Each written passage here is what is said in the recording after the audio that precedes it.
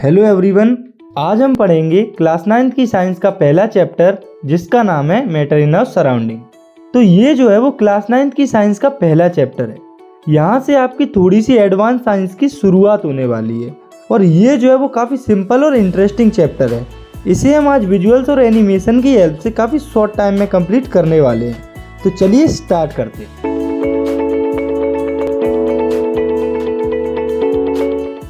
तो हमारे आसपास जो कुछ भी प्रेजेंट है, चाहे वो आपकी स्कूल जाने वाली साइकिल हो, आपका बैग हो, कॉपी हो, आपकी चेयर हो, गाड़ी हो या टी शर्ट या फिर कार हो, वे सब कुछ किसी ना किसी मटेरियल से मिलकर बने होते हैं।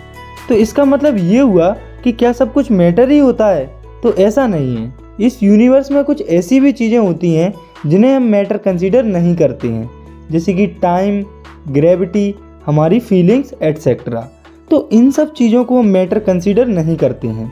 और क्यों नहीं करते हैं ये अब हम देख लेते हैं। तो इन सब चीज़ों को हम फिजिकली देख नहीं सकते, इनमें कोई मास नहीं होता है और ना ही ये कोई स्पेस ऑक्यूपाई करते हैं।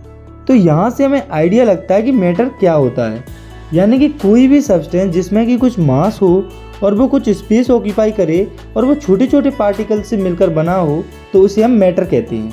तो हम लिख सकते हैं matter is a substance which have mass and occupy some space and made up of tiny particles।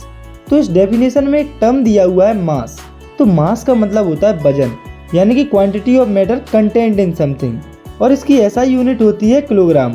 यानी कि किसी सब्सटेंस का मास अगर 10 किलोग्राम है तो इसका मतलब है कि उसके अंदर 10 किलोग्राम मैटर है। और मास की एक बहुत ही स्पेशल क्वालिटी होती है कि ये जो है वो हमेशा हर जगह पर कांस्टेंट होता है, ये कभी चेंज नहीं होता है। तो ज़्यादातर जो लोग हैं वो मास और वेट को सेम समझते हैं, पर एक्चुअल में ये दोनों चीज़ें अलग अलग होती हैं, जिन्हें हम आने वाले चैप्टर्स में अच्छे से समझेंगे। तो मैटर्स की डेफिनेशन और एग्जाम्पल को समझने के बाद अब हम देखते हैं क्लासिफिकेशन ऑफ मैटर, यानी कि मैटर को कितने पार्ट्स में क्लासीफाई किया गया है। तो जो ह्यूमन बींग्स हैं वो काफ़ी टाइम पहले से ही अपने सराउंडिंग्स को समझने का प्रयास करते रहे हैं। जैसे कि हमारे जितने भी एंशिएंट इंडियन और ग्रीक फिलोसोफर थे, उन्होंने मैटर को 5 बेसिक एलिमेंट्स में क्लासीफाई किया था, जो कि हैं earth, fire, water, air and sky, यानी कि पृथ्वी, अग्नि, जल, वायु और आकाश। तो उनके अकॉर्डिंग कोई भी लिविंग या नॉन लिविंग चीज़ इन्हीं 5 एलिमेंट्स या 5 तत्वों से मिलकर बनी होती है। तो ये तो हो गई एंशिएंट फिलोसोफर्स की बात, यानी कि पुराने फिलोसोफर्स की बात।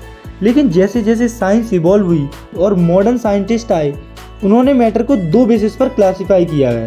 पहला उनके फिजिकल नेचर के बेसिस पर और दूसरा उनके केमिकल नेचर के बेसिस पर। लेकिन हमें यहाँ इस चैप्टर में मैटर के केवल फिजिकल नेचर के बारे में ही पढ़ना है। केमिकल नेचर के बारे में हम अगले चैप्टर में पढ़ेंगे। तो मैटर के फिजिकल नेचर के रिगार्डिंग हमें 2 पॉइंट्स दिए हुए हैं, उन्हें हमें एक्टिविटी के थ्रू और अच्छे से समझना है। तो पहला है matter is made up of particles. तो काफ़ी टाइम पहले जब टेक्नोलॉजी इतनी एडवांस नहीं थी, तो ये काफ़ी कंफ्यूजिंग क्वेश्चन था साइंटिस्ट के लिए कि क्या मैटर कंटिन्यूस होता है या पार्टिकुलेट होता है। क्योंकि कुछ साइंटिस्ट मानते हैं कि मैटर अपने आप में ही एक बिल्डिंग ब्लॉक होती है, और वहीं पर कुछ साइंटिस्ट मानते थे कि मैटर जो है वो छोटे छोटे पार्टिकल से मिलकर बना होता है। लेकिन जैसे जैसे टेक्नोलॉजी एडवांस हुई, रिसर्च और बेहतर हुई, तो साइंटिस्ट इस कंक्लूजन पर पहुँचे कि मैटर जो है वो पार्टिकल से मिलकर बना होता है। तो इसे हम एक एक्टिविटी की हेल्प से भी समझ लेते हैं। तो इसके लिए हमें एक गिलास में 100 ml वाटर को लेना है और उसके लेवल को मार्क कर देना है। तो जब हम इस 100 ml वाटर में शुगर को ऐड करेंगे तो वो वाटर के नीचे सेटल हो जाएगी, जिससे कि वाटर का जो लेवल है वो बढ़ जाएगा। लेकिन जब हम इस शुगर को मिक्स करेंगे तो आप देखेंगे कि जो शुगर है वो वाटर में कम्प्लीटली मिक्स हो चुकी है और वाटर का जो लेवल है वो दोबारा डाउन आ चुका है। तो ऐसा क्यों हुआ? तो ऐसा इसीलिए हुआ क्योंकि वाटर के जो पार्टिकल्स हैं वो शुगर के पार्टिकल के साथ मिक्स हो चुके हैं। तो यहाँ से हमें पता चलता है कि जो शुगर या वाटर होता है वो छोटे छोटे पार्टिकल से मिलकर बना होता है। इसका मतलब है मैटर जो है वो छोटे छोटे पार्टिकल से ही मिलकर बना होता है। और मैटर के फिजिकल नेचर से रिलेटेड दूसरा पॉइंट है how small are these particles. तो अभी हमने देखा कि मैटर जो है वो पार्टिकल्स से मिलकर बना होता है। तो अब हमें ये देखना है कि ये पार्टिकल्स कितने छोटे होते हैं। तो इसे भी हम एक एक्टिविटी की हेल्प से समझेंगे। तो इसके लिए हमें एक ग्लास ट्यूब के अंदर 100 ml वाटर को लेना है और इसमें बिल्कुल थोड़ा सा पोटेशियम परमैंगनेट ऐड करना है। तो जब हम 100 ml वाटर में थोड़ा सा पोटेशियम परमैंगनेट ऐड करेंगे तो उसका जो कलर है वो कम्प्लीटली चेंज हो जाएगा। तो इस सॉल्यूशन के कलर को चेंज होने के बाद हम इस सॉल्यूशन में से 10 ml सॉल्यूशन को निकाल लेंगे और उसे दूसरे ग्लास ट्यूब में ऐड कर देंगे जिसमें कि 90 ml वाटर भरा हुआ है। तो जब 10 ml सॉल्यूशन को 90 ml वाटर में ऐड किया जाता है तो उस 90 ml वाटर वाले सॉल्यूशन का भी कलर चेंज हो जाता है। और अगर हम आगे इसी सॉल्यूशन में से 10 ml सॉल्यूशन को निकाल कर एक और ग्लास ट्यूब में ऐड कर देंगे जिसमें कि 90 ml वाटर भरा हुआ है तो उसका भी कलर चेंज हो जाएगा। तो जब हम ऐसे ही इसी प्रोसेस को 5 to 8 टाइम्स कंटिन्यू करेंगे तब भी ग्लास ट्यूब का जो कलर है वो चेंज होगा। फिर भले ही बाद में ये जो कलर है वो थोड़ा सा कम डार्कर हो जाए, लेकिन हमें यहाँ से पता क्या चलता है, तो यहाँ पर अगर हम गौर करें तो हम देखेंगे कि थोड़े से पोटेशियम परमैंगनेट की वजह से कितने सारे ग्लास ट्यूब्स के वाटर का कलर चेंज हो गया। तो ऐसा हुआ क्यों? तो जब हम इसकी थोड़ी सी डिटेल्ड ऑब्जर्वेशन करते हैं तो हमें पता चलता है कि थोड़ा सा पोटेशियम परमैंगनेट जो कि वाटर में ऐड किया गया था वो वाटर में जाने के बाद काफ़ी सारे छोटे छोटे पार्टिकल्स में ब्रेक हो जाता है। और जब हम इसी प्रोसीजर को और आगे कंटिन्यू करते हैं तो ये पोटेशियम परमैंगनेट और छोटे छोटे पार्टिकल्स में डिवाइड हो जाता है। तो यहाँ से हमें एक चीज़ पता चलती है कि जो मैटर होता है वो काफ़ी छोटे छोटे पार्टिकल से मिलकर बना होता है। इनको जो पार्टिकल्स होते हैं वो हमारी इमेजिनेशन से भी काफ़ी छोटे होते हैं। और अगर आप इस एक्टिविटी को घर पर करना चाहते हैं और आपके पास पोटेशियम परमैंगनेट नहीं है तो आप उसकी जगह पर 2 ml डिटॉल का यूज कर सकते हैं। तो मैटर के फिजिकल नेचर को देखने के बाद अब हमें समझना है characteristics of particles of matter, यानी कि जो मैटर के पार्टिकल्स होते हैं उनके क्या क्या कैरेक्टरिस्टिक्स होते हैं। तो इनमें पहला है कि particles of matter are very small, यानी कि मैटर के जो पार्टिकल्स होते हैं वो काफ़ी छोटे होते हैं और इसे हमने अभी एक एक्टिविटी की हेल्प से प्रूव भी किया है। और मैटर के पार्टिकल्स का दूसरा कैरेक्टरिस्टिक्स है particle of matter attract each other, मतलब कि मैटर के जो पार्टिकल्स होते हैं वो एक दूसरे को अट्रैक्ट करते हैं। और ये जो अट्रैक्शन होता है मैटर के पार्टिकल्स के बीच में वो सबसे ज़्यादा होता है सॉलिड्स के पार्टिकल्स के बीच में, उससे कम होता है लिक्विड्स के पार्टिकल्स के बीच में और सबसे कम होता है गैसेस के पार्टिकल्स के बीच में। इसके बाद मैटर के पार्टिकल का अगला कैरेक्टरिस्टिक्स है कि particles of matter have space between them, यानी कि मैटर के जो पार्टिकल्स होते हैं उनके बीच में कुछ ना कुछ स्पेस होता है। और ये जो स्पेस होता है वो सबसे कम होता है सॉलिड्स में, उससे थोड़ा सा ज़्यादा होता है लिक्विड्स में और ये स्पेस सबसे ज़्यादा होता है गैसेस में। और मैटर के पार्टिकल्स का चौथा कैरेक्टरिस्टिक्स है कि particles of matter are continuously moving, यानी कि मैटर के जो पार्टिकल्स होते हैं वो लगातार मूव करते रहते हैं। और अब आप सोच रहे होंगे कि ऐसा क्यों होता है? तो ऐसा इसीलिए होता है क्योंकि जो पार्टिकल्स होते हैं उनके अंदर काइनेटिक एनर्जी होती है जो कि रिस्पॉन्सिबल होती है मूवमेंट के लिए। तो जैसे जैसे टेम्परेचर इंक्रीज होता है तो मैटर के पार्टिकल्स और जल्दी जल्दी मूव करने लगते हैं। ऐसा इसीलिए होता है क्योंकि जब टेम्परेचर बढ़ता है तो पार्टिकल्स की काइनेटिक एनर्जी भी बढ़ जाती है जिससे वो और तेज़ी से मूव करने लगते हैं। और ये जो पार्टिकल्स का मूवमेंट होता है वो कम होता है सॉलिड्स में, उससे ज़्यादा होता है लिक्विड्स में और सबसे ज़्यादा होता है गैसेस में। तो इसके बाद हमें समझना है इस चैप्टर के नेक्स्ट कंसेप्ट को जो कि है स्टेट्स ऑफ मैटर, यानी कि मैटर की अवस्थाएं। मैटर कितने फॉर्म्स में एटमॉस्फेयर में प्रेजेंट होता है?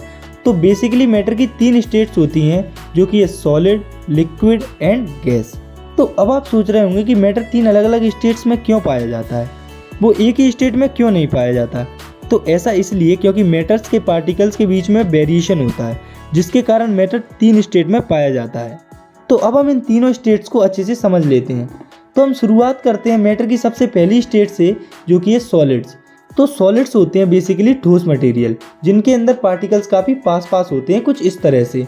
तो अब हम सॉलिड्स की कुछ प्रॉपर्टीज़ को देख लेते हैं। तो इनकी पहली प्रॉपर्टी है solids have definite shape and definite volume, यानी कि जो सॉलिड्स होते हैं उनका शेप और वॉल्यूम फिक्स होता है, वो बार बार चेंज नहीं होता। इसके बाद नेक्स्ट है सॉलिड्स हैव फिक्स्ड बाउंड्रीज, यानी कि सॉलिड्स की जो बाउंड्रीज होती हैं वो हमेशा फिक्स होती हैं, वो अपनी बाउंड्रीज को बिना किसी एक्सटर्नल फोर्स के क्रॉस नहीं करती हैं। फॉर एग्जाम्पल घर में पड़ी चेयर, टेबल या कुछ और, वो कभी भी अपनी बाउंड्रीज को अपने आप क्रॉस नहीं करती हैं। और इनकी तीसरी प्रॉपर्टी है solids are rigid and incompressible, मतलब कि जो सॉलिड्स होते हैं वो हार्ड होते हैं और वो इनकम्प्रेसिबल होते हैं, यानी कि इन्हें हम आगे और ज़्यादा कंप्रेस नहीं कर सकते क्योंकि हम जानते हैं कि सॉलिड्स के अंदर पार्टिकल्स पहले से ही काफ़ी पास पास होते हैं, इसीलिए हम सॉलिड्स के पार्टिकल को और ज़्यादा कंप्रेस नहीं कर सकते। इसके बाद सॉलिड्स की चौथी प्रॉपर्टी है force of attraction between the particles in a solid is very strong, यानी कि सॉलिड्स के पार्टिकल्स के बीच में जो फोर्स ऑफ अट्रैक्शन होता है वो काफ़ी स्ट्रॉन्ग होता है। इसके बाद है मैटर की दूसरी स्टेट जो कि है लिक्विड्स। तो लिक्विड्स होते हैं बेसिकली फ्लूइड मटेरियल्स, यानी कि वो मटेरियल जो कि फ्लो कर सकते हैं। तो लिक्विड्स के अंदर जो पार्टिकल्स होते हैं वो थोड़ी दूर दूर होते हैं, कुछ इस तरह से। तो अब हम लिक्विड्स की कुछ प्रॉपर्टीज़ पर नज़र डालते हैं। तो इनकी पहली प्रॉपर्टी है liquids do not have definite shape but have a definite volume. यानी कि जो लिक्विड्स होते हैं उनका कोई फिक्स शेप नहीं होता पर उनका वॉल्यूम फिक्स होता है। आप इसे ऐसे समझिए कि वाटर जो कि लिक्विड होता है, तो हम अगर उसे किसी भी कंटेनर में डालते हैं तो वो उसका शेप ले लेता है, लेकिन शेप में चेंजेस होने के बाद भी लिक्विड का जो वॉल्यूम होता है वो फिक्स होता है। जैसे कि किसी कंटेनर में 1 लीटर वाटर है, तो जब हम सेम अमाउंट के वाटर को किसी और दूसरे कंटेनर में डालेंगे तो तब भी वो 1 लीटर ही रहेगा, यानी कि उसका वॉल्यूम सेम रहेगा। तो यहाँ से हमें पता चलता है कि लिक्विड्स का शेप भले ही फिक्स ना हो, लेकिन उनका वॉल्यूम हमेशा फिक्स रहता है। इसके बाद लिक्विड्स की दूसरी प्रॉपर्टी है liquids do not have definite boundaries. मतलब कि लिक्विड्स की जो बाउंड्रीज होती हैं वो फिक्स नहीं होती। जैसे कि आप वाटर या किसी भी लिक्विड को सरफेस पर डालेंगे तो वो फ्लो करने लगेगा। तो यहाँ से हम कह सकते हैं कि लिक्विड्स की जो बाउंड्रीज होती हैं वो फिक्स नहीं होती। तो लिक्विड्स की तीसरी प्रॉपर्टी है they have fluidity and are low compressible. मतलब कि लिक्विड्स में फ्लूइडिटी होती है, यानी कि वो फ्लो कर सकते हैं, बह सकते हैं, और इसी के साथ लिक्विड्स कम कंप्रेसिबल होते हैं। और ऐसा इसीलिए होता है क्योंकि लिक्विड्स के पार्टिकल दूर दूर होते हैं सॉलिड के कंपैरिजन में और पास पास होते हैं गैसेस के कंपैरिजन में। इसीलिए लिक्विड ज़्यादा कंप्रेसिबल होते हैं सॉलिड से और कम कंप्रेसिबल होते हैं गैसेस से। और इनकी चौथी प्रॉपर्टी है force of attraction between liquid particles is weaker then solid while stronger than gases. यानी कि लिक्विड्स के पार्टिकल के बीच में जो फोर्स ऑफ अट्रैक्शन होता है वो कम होता है सॉलिड से और ज़्यादा होता है लिक्विड से। और इसके बाद हमें समझना है मैटर की तीसरी स्टेट को, जो कि है गैस, यानी कि एयर, हवा। तो गैसेस के अंदर जो पार्टिकल्स होते हैं वो काफ़ी दूर दूर होते हैं, कुछ इस तरह से। और अगर हम गैसेस की प्रॉपर्टीज़ पर नज़र डालें तो उनकी पहली प्रॉपर्टी है gases do not have definite shape nor have fixed volume. यानी कि जो गैसेस होती हैं उनका शेप फिक्स नहीं होता और ना ही उनका वॉल्यूम फिक्स होता है। जैसे कि क्या आपने कभी हवा का कोई शेप देखा है या फिर कभी हवा का वॉल्यूम निकाला है? तो इसी से हम कह सकते हैं कि गैसेस का जो शेप और वॉल्यूम होता है वो फिक्स नहीं होता। ऐसे ही गैसेस की दूसरी प्रॉपर्टी है these do not have definite boundaries. यानी कि जो गैसेस होती हैं उनकी बाउंड्रीज फिक्स नहीं होती। और बात करें गैसेस की अगली प्रॉपर्टी की, तो वो है gases have fluidity and are highly compressible. मतलब कि गैसेस जो होती हैं वो फ्लो कर सकती हैं, यानी कि वो बह सकती हैं, और इसी के साथ गैसेस जो होती हैं वो हाईली कंप्रेसिबल भी होती हैं।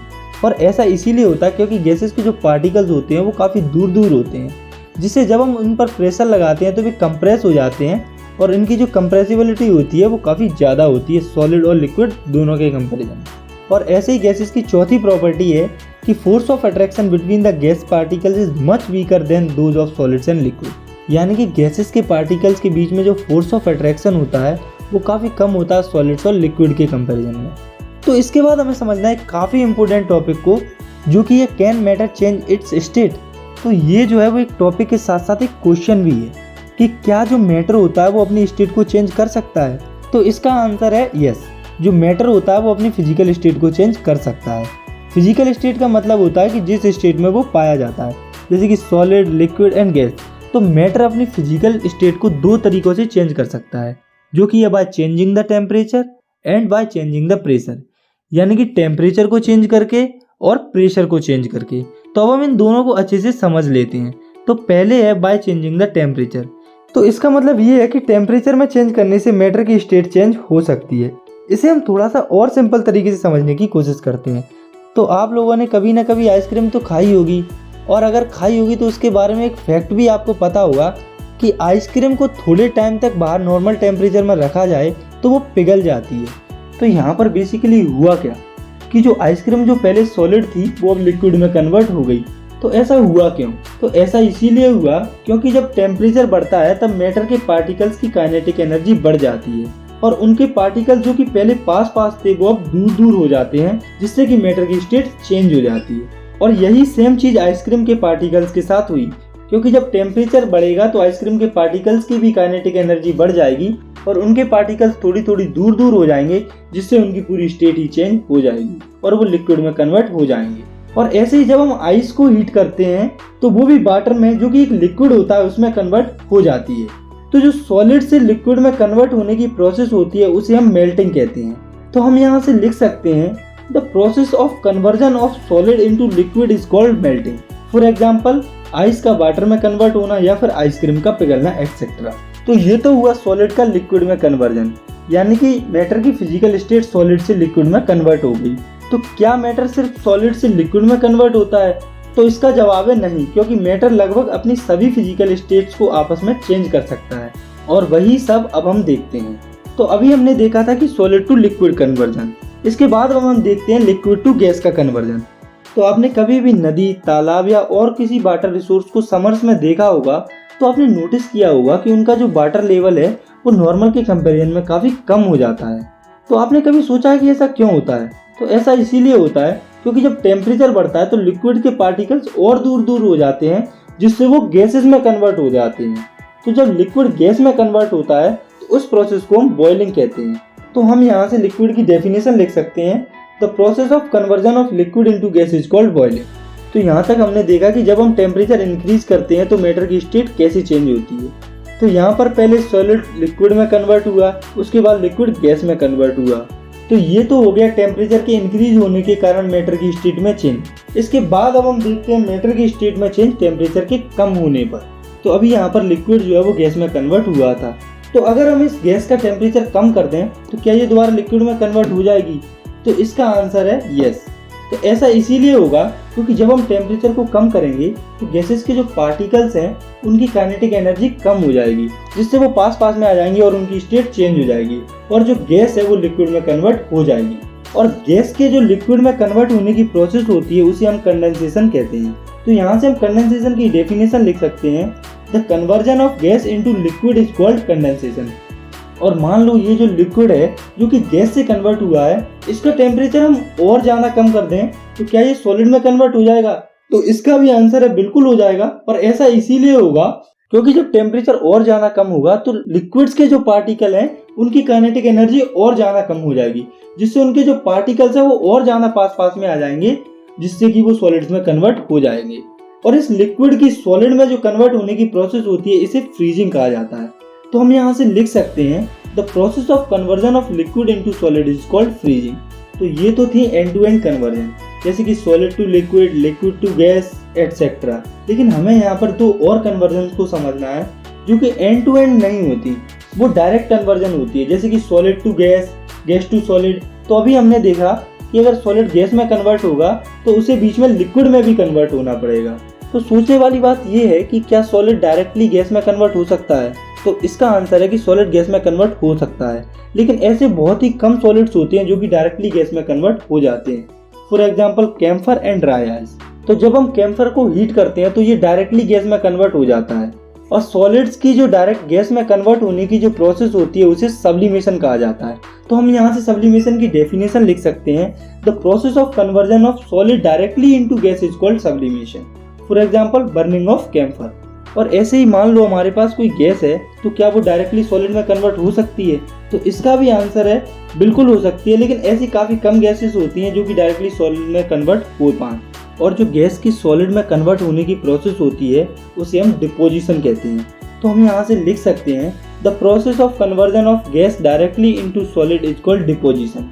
तो यहाँ तक हमने देखा कि टेम्परेचर में चेंज करने से मैटर की स्टेट में क्या क्या चेंज आते हैं, लेकिन इसके बाद हमें देखना है कि प्रेशर की स्टेट में चेंज करने से मैटर की स्टेट में क्या चेंज आता है।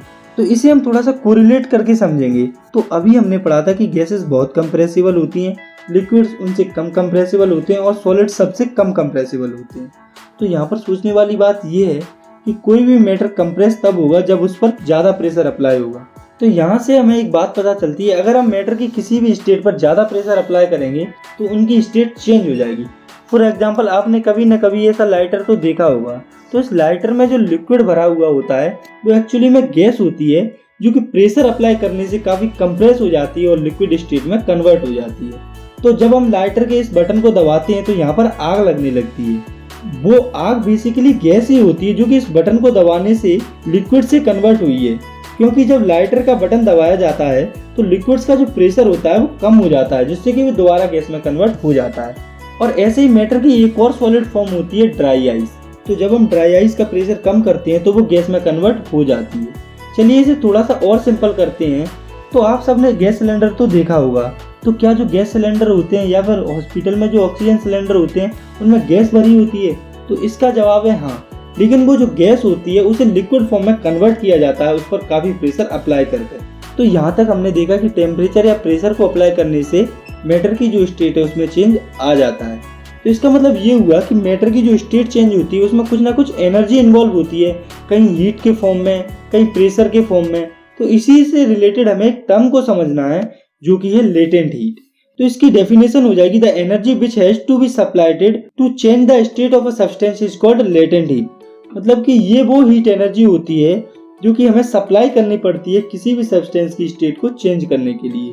और ये जो लेटेंट हीट होती है इसे कैपिटल एल से डिनोट किया जाता है। तो L इक्वल्स टू दिया हुआ है Q अपॉन M, तो जिसमें कि Q है एनर्जी एब्जॉर्ब्ड और रिलीज और M है मास। तो लेटेंट हीट की SI यूनिट हो जाएगी जूल्स पर kg। तो लेटेंट हीट से रिलेटेड आपको खुद कुछ एग्जांपल्स को प्रैक्टिस करना है। तो चलिए एक न्यूमेरिकल हम यहीं पर प्रैक्टिस कर लेते हैं। तो क्वेश्चन है the substance have mass of 9400 gram and have latent heat of 13 joule पर kg। Find the energy released और एब्जॉर्ब।